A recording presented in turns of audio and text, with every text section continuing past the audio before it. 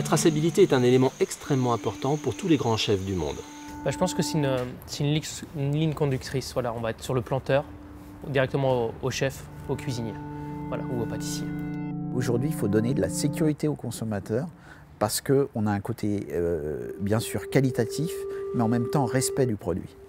On est porte-parole, on doit être exemple, je pense, de tout ça. Et je pense qu'à travers nos produits qu'on peut travailler, que ce soit des œufs, que ce soit du végétal et ainsi de suite, je pense que voilà, ça fait partie de la vie, ça fait partie d'une culture. Et j'irais même plus que là, c'est-à-dire que la traçabilité, pour nous, semble normale, mais c'est aussi comprendre la culture des gens, comprendre pourquoi il y a une fermentation, comprendre pourquoi il y a un travail qui est fait et pourquoi pas, et ainsi de suite, ainsi de suite. Mais c'est vrai qu'une traçabilité, c'est primordial et c'est ce qui fait aussi que nous, on doit respecter encore beaucoup plus le produit et le mettre en avant.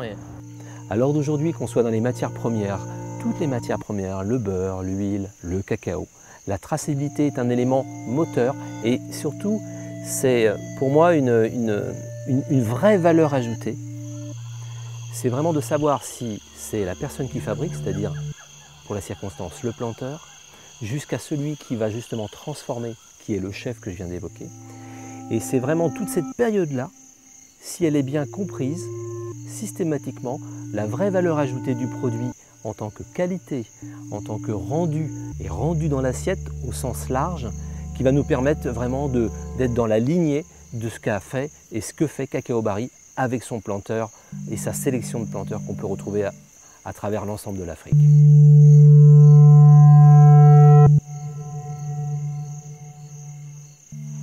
La collaboration entre Cacao Barry et les planteurs, ça va donner une chose assez simple. En fait, ça va permettre d'améliorer la qualité donc tout simplement du cacao.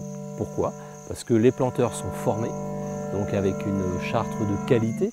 Les planteurs sont sélectionnés parce que c'est vrai qu'il est important pour faire du bon cacao d'avoir des planteurs qui soient bien passionnés. Ce sont des gens qui, en règle générale, n'ont pas besoin qu'on en rajoute. Ce sont des gens qui vivent au quotidien avec le cacao. Un point aussi extrêmement important, c'est le fait de la valeur à l'hectare.